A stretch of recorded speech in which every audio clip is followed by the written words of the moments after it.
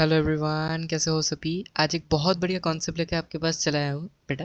वो है हाइपोथेसिस। अब क्या है सर, हाइपोथेसिस का कॉन्सेप्ट कैसे किया जाता है सब बताऊंगा। थोड़ा सा धैर्य रखो। तो हाइपोथेसिस क्या है? हाइपोथेसिस कुछ भी नहीं है, एक एजम्पशन है जो कि हम पहले से एज्यूम करके चलते हैं। ठीक है, वो बाद में जाके होगा कि नहीं होगा हमें वो पता नहीं है, लेकिन एज्यूम करके चलते हैं। जैसे मैं एक रिसर्च करना चाहता हूँ। क्या रिसर्च करना चाहता हूँ कि स्टूडेंट का स्लीप आवर एस और स्टूडेंट का एडुकेशन के बीच में रिसर्च करना चाहता हूँ। मैं ये रिसर्च करना चाहता हूँ। सो पहले तो मुझे एक एजम्पशन करना पड़ेगा ना कि रिसर्च का रिजल्ट क्या आ सकता है। मुझे ये एजम्पशन करना पड़ेगा। आप सोचो ना, आपके खुद के मतलब एग्जाम्पल अगर लूँ मैं, तो अगर आप गूगल में नौकरी चाहते हो, गूगल में आपको नौकरी करना है, तो पहले तो बात आपको एज्यूम करके चलना पड़ेगा ना कि आपको गूगल में नौकरी चाहिए। आपको ये बोलना पड़ेगा ना खुद से कि मुझे गूगल में ही नौकरी चाहिए। उसके बाद आप टेस्ट कर सकते हो, आप डीएसए कर सकते हो। डीएसए राउंड में क्या पूछेगा वो बात के बाद में है। लेकिन पहले आप बोलते हो ना कुछ, आपके दिमाग में फिक्स रहता है ना कि मुझे ये कंपनी में ही नौकरी चाहिए। तो वही बात है, रिसर्च को एक डायरेक्शन की तरफ ले जाता है ये हाइपोथेसिस। सो हाइपोथेसिस बताना इंपॉर्टेंट है। एक थीसिस है जो कि असल में थीसिस नहीं है, हाइपो है। आपका ब्रेन से आ गया है, आप एज्यूम करके चल रहे हो। तुक्काबाजी नहीं है, लेकिन तुक्काबाजी की तरह भी है। तो मैं ये मान के चलता हूँ कि स्टूडेंट जो ज़्यादा सोते हैं उसका नंबर ज़्यादा होता है, उसका एडुकेशन का क्वालिफिकेशन और नंबर ज़्यादा होता है। मैं ये एज्यूम कर लिया। मैं अभी डेटा कलेक्शन एनालिसिस कुछ भी नहीं किया, मैं ये पहले एज्यूम कर लिया। उसके बाद मुझे पता चला कि मैं जो एज्यूम कर रहा हूँ मुझे वही प्रूव करना है। अगर आपने ये एज्यूम कर लिया कि आपको गूगल में ही जाना है, तो आपको गूगल में ही जाना है। उसके बाद के बाद आप डीएसए करोगे, वेब डेवलपमेंट करोगे। लेकिन पहले अगर मान लिया गूगल में जाना है, तो गूगल में जाना है। वही बात है हाइपोथेसिस। मैनिफेस्टेशन का नाम सुना है? वही बात है रिसर्च में हाइपोथेसिस। ठीक है सर। सो हाइपोथेसिस क्या है कि एडुकेटेड गेस है। आपने एआई में ह्यूरिस्टिक सर्च वाला कॉन्सेप्ट पढ़ा है ना, एकदम सेम चीज़ है बेटा। हाइपोथेसिस टेस्टिंग भी एकदम सेम चीज़ है। एडुकेटेड गेस है जो कि प्रेडिक्ट करता है कि ये हो सकता है। अब हमने टेस्ट नहीं किया। You can test scientifically, scientifically आप टेस्ट कर सकते हो, अभी भी टेस्ट नहीं किया। तो क्या होता है कि एजम्पशन है जो कि हमें टेस्ट करना है थ्रू डेटा एंड ऑब्जर्वेशन। ठीक है सर, हमें ये बहुत बढ़िया तरीके से समझ में आ गया। अब एग्जाम्पल क्या है कि एक स्कूल प्रिंसिपल को ये लगता है कि बिलीव करता है जो student who sleep at least 8 hours performs better in exam. उसे ये लगता है कि जो स्टूडेंट 8 घंटे सोता है वो ज़्यादा स्कोर कर पा रहा है एग्जाम में। ये उसे लगता है, ये उसका एजम्पशन है। अभी टेस्ट नहीं किया है बेटा, रिसर्च नहीं परफॉर्म किया है, एज्यूम करके बैठा हुआ है। उसके बाद टेस्ट करेंगे, उसके बाद रिजल्ट पता चलेगा। अब दो कॉन्सेप्ट आता है, एक होता है नल हाइपोथेसिस, एक होता है ऑल्टरनेट हाइपोथेसिस। नल हाइपोथेसिस क्या है? नल हाइपोथेसिस वो है जो लोग मानते हैं जो कि बहुत नेगेटिव है। जैसे कि आप मानते हो ना कि स्लीप और हमारा एग्ज़ाम के परफॉर्मेंस में कोई भी रिलेशनशिप नहीं होता है। बिकॉज हम इंजीनियर है, हमें एग्ज़ाम के पहले हम नहीं सो पाते हैं लेकिन हम पास हो जाते हैं। ये बात है। तो नल हाइपोथेसिस क्या मानता है कि इसके बीच में कोई भी रिलेशनशिप नहीं। इधर वेरिएबल क्या क्या है बेटा? स्लीप और परफॉर्म बेटर, मतलब एग्जाम का स्कोर मान सकते हो आप। ये दोनों वेरिएबल है ना बेटा? ठीक है। अब ये बताओ आप कि student who sleep at least 8 hours perform better in exam. So null hypothesis क्या मान के चलते हैं? Assume no change. ये बहुत ही नेगेटिव है। मतलब अगर आप एक इंटरव्यू में बैठने वाले हो, तो पहले आप ये सोच लेते हो ना कि मेरा तो कुछ नहीं होगा। ये कुछ नहीं होगा वाला कॉन्सेप्ट ही नल हाइपोथेसिस है। और ये आपको डिस्प्रूव करना है। आपको क्या प्रूव करना है? मेरा कुछ होगा। सो ये इफेक्ट आपको एग्जिस्ट जो करता है वो आपका ऑल्टरनेट हाइपोथेसिस है, जो क्या बोलता है कि कुछ तो होगा, सम चेंज, ए डिफरेंस और एन इफेक्ट एग्जिस्ट। ठीक है सर, हम ये थोड़ा सा समझ गए। सो नल हाइपोथेसिस क्या है sir? Researcher try to reject null hypothesis, assume nothing new is happening. कुछ भी नया नहीं होगा, सिर्फ बुरा ही होगा। जैसे कि मैंने एग्जांपल दिया है, company claims that their training doesn't improve employee productivity. Employee productivity को इम्प्रूव नहीं करता है। जहाँ पर भी आपको मिल जाए नहीं करता है, कुछ नहीं होगा, डजंट, डोंट, ये वाला कॉन्सेप्ट वो नल हाइपोथेसिस है। और ये हमें रिजेक्ट करने का कोशिश करना है। हमें पॉजिटिविटी लाना है वर्ल्ड में, नेगेटिविटी को दूर भगाना है। नल हाइपोथेसिस को दूर भगाओ। अब से आप ये स्लोगन मान के चलो, भगाओ भाई नल हाइपोथेसिस को दूर भगाओ भाई। तो ये आप स्लोगन मान के चल सकते हो, ठीक है। ऑल्टरनेटिव हाइपोथेसिस क्या है? कुछ भी नहीं है, ये बोलता है कि कोई तो डिफरेंस होगा, कोई तो इफेक्ट होगा, कुछ तो होगा भाई, है ना।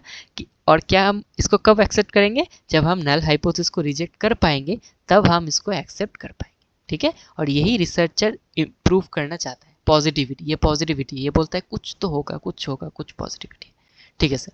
ये क्या बोलता है कि ट्रेनिंग इम्प्रूव्स, अब हम डजंट नहीं बोल रहे हैं, इम्प्रूव्स प्रोडक्टिविटी बोल रहे हैं सर, ये वाला कॉन्सेप्ट है, ठीक है सर, हम समझ गए। अब सर हमें ये समझाओ कि सिग्निफिकेंस लेवल और ये जो पी वैल्यू है, पी वैल्यू का कॉन्सेप्ट है सर, अब इसका कॉन्सेप्ट क्या है? ये पी वैल्यू और एक सिग्निफिकेंस लेवल का कॉन्सेप्ट है। अब ये बहुत इंपॉर्टेंट है, अब थोड़ा सा ये समझ लो क्या है सिग्निफिकेंस लेवल। सिग्निफिकेंस लेवल है कि थ्रेशोल्ड है, और अब बता सकते हो कि मैक्सिमम रिस्क है। अब सर इसका मतलब क्या है? मान लो आपके पास एक आइसक्रीम है, और नल हाइपोथेसिस क्या है बेटा? नल हाइपोथेसिस है कि ये आइसक्रीम बुरा है, ये आइसक्रीम 1 स्टार वाला आइसक्रीम है, बहुत बुरा है। नल हाइपोथेसिस बुराई का चीज़ है, नेगेटिविटी का चीज़ है, लेकिन आपको प्रूव करना है कि ये आइसक्रीम अच्छा है। आपको नल हाइपोथेसिस को क्या करना है? रिजेक्ट करना है, मतलब नल हाइपोथेसिस को डिस्प्रूव करना है, ठीक है सर, हम समझ गए। तो आपने ये मान के चला कि जब आप डेटा कलेक्शन करोगे, आपने ये मान के चल रहे हो, आप डेटा कलेक्शन जब करोगे, तब अगर 100 में से 5 लोगों ने भी बोल दिया कि आइसक्रीम खराब है, आप मान लोगे कि आइसक्रीम खराब है, मतलब नल हाइपोथेसिस को आप मान लोगे, ठीक है सर, हम मान लेंगे। सो ये जो आपने पहले से मान के चला कि ये वाला कॉन्सेप्ट जो है ये मेरा मैक्सिमम रिस्क है, अगर 100 में से 5 लोगों ने भी बोल दिया आइसक्रीम खराब है, तो आइसक्रीम सच में खराब है, ये इसी हम कहते हैं सिग्निफिकेंस लेवल। ये क्या है? मैक्सिमम रिस्क है।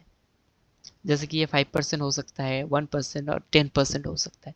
सो एक थ्रेशोल्ड वैल्यू है deciding weather result is statistically significant और नॉट। आपने बोला, ये पहले से आपने बोल दिया कि अगर 100 में से 5 लोग, अभी डेटा कलेक्ट नहीं करे हो, कुछ भी नहीं करे हो, सिर्फ बोला है कि 100 में से अगर 5 लोगों ने भी बोल दिया कि ये अच्छा नहीं है, तो सच में अच्छा नहीं है। लेकिन जब आपने सच में आपने क्या किया, अपने वो वाला रिसर्च किया, तब आपने देखा कि 100 में से 3 लोगों ने ही बोला है, तो ये सच में हुआ। सो ये आपका क्या है? प्रोबेबिलिटी है। मतलब प्रोबेबिलिटी मतलब 100 में से 3 लोगों ने बोला है, तो ये क्या है? प्रोबेबिलिटी है, ये सच में हुआ है।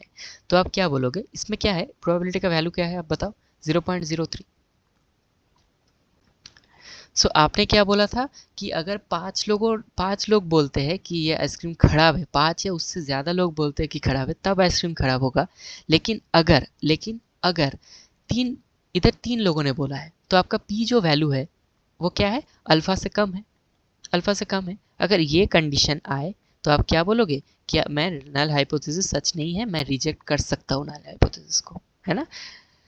3 लोगों ने बुरा बोला है, मैंने कहा है कि 5 लोग अगर बुरा बोले तब हम मान लेंगे कि बुरा है, लेकिन इधर तो 3 लोगों ने बोला है, तो हम क्या बता सकते हैं कि ये आइसक्रीम बुरा नहीं है, ये आइसक्रीम का फ्लेवर बहुत अच्छा है, तो हम नल हाइपोथेसिस को रिजेक्ट कर सकते हैं। लेकिन अगर ये बात होता कि पी जो वैल्यू है वो क्या होता कि जो सच में हुआ है, डेटा कलेक्ट करने के बाद आपको पता चला कि 100 में से 7 लोगों ने बोल दिया कि आइसक्रीम बहुत खराब है, तो क्या हुआ? आपने मान के चला था कि 5 लोग अगर बोले तो खराब है, लेकिन इधर तो 7 लोगों ने बोल दिया, तो सच में खराब है, सच में खराब है, तो मतलब नल हाइपोथेसिस इधर ट्रू है, नल हाइपोथेसिस इधर ट्रू है, मैं नल हाइपोथेसिस को रिजेक्ट नहीं कर पाऊंगा। यही वाला कॉन्सेप्ट है। पी वैल्यू क्या है? Probability of getting your sample result, probability. हाँ, ठीक है सर। अगर पी वैल्यू का जो पी वैल्यू है वो अगर अल्फा से कम हुआ, तो हम नल हाइपोथेसिस को रिजेक्ट कर सकते हैं। अगर वो ज़्यादा है तो हम रिजेक्ट नहीं कर सकते, ठीक है।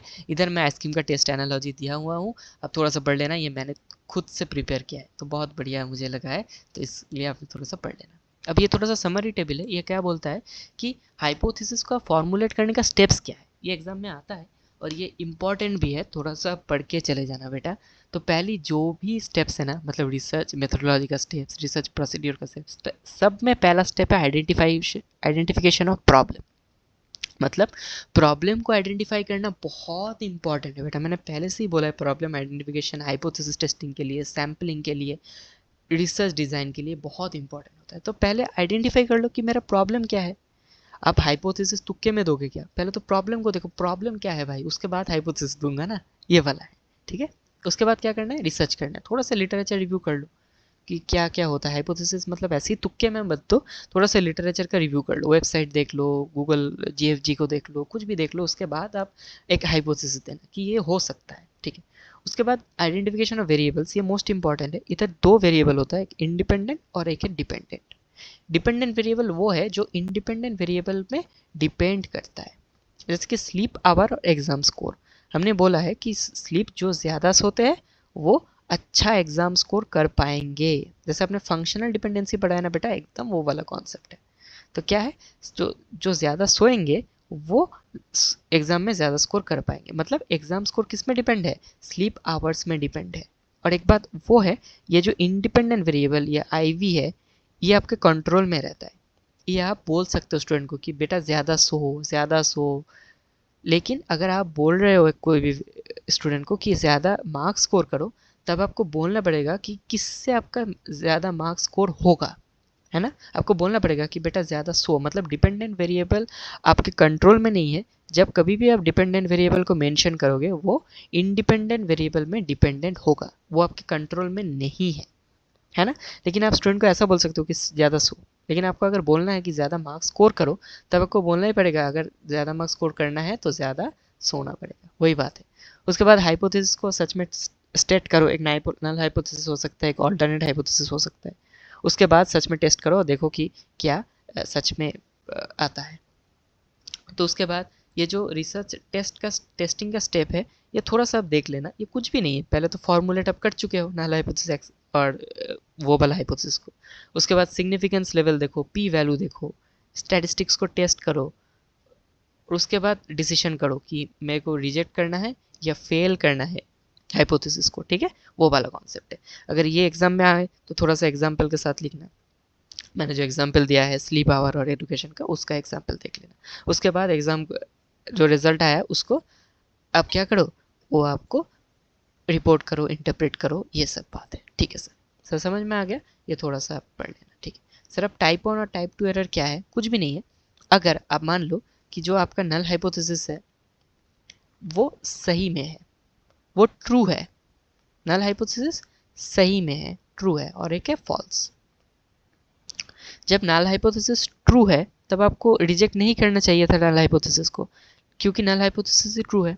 अगर तब आपने गलती करके नल हाइपोथेसिस को रिजेक्ट कर दिया जब कभी भी वो ट्रू वैल्यू दे रहा है, तब वो कहता है type 1 error, rejecting null hypothesis when it is actually true. लेकिन जब कभी भी फॉल्स है नल हाइपोथेसिस, तो हमने क्या किया, उसे मान लिया। अगर हमने रिजेक्ट नहीं किया, जब कभी भी नल हाइपोथेसिस फॉल्स है और हमने रिजेक्ट नहीं किया, तो उसे हम कहेंगे टाइप 2 एरर। इसको अल्फा से रिप्रेजेंट करते हैं, इसको बीटा से रिप्रेजेंट करते हैं। ठीक है सर, समझ में आ गया सर, बहुत बढ़िया तरीके से समझ में आ चुका है, ठीक है। अब सर टाइप्स ऑफ हाइपोथेसिस क्या होता है, ये बहुत इंपॉर्टेंट है। एक है नल हाइपोथेसिस, ये आप पढ़ चुके हो कि नो इफेक्ट, नो डिफरेंस, ठीक है। Assumes any of the difference is due to chance, मतलब कुछ भी नहीं हो सकता है, ठीक है। No difference in average test score between boys and girls.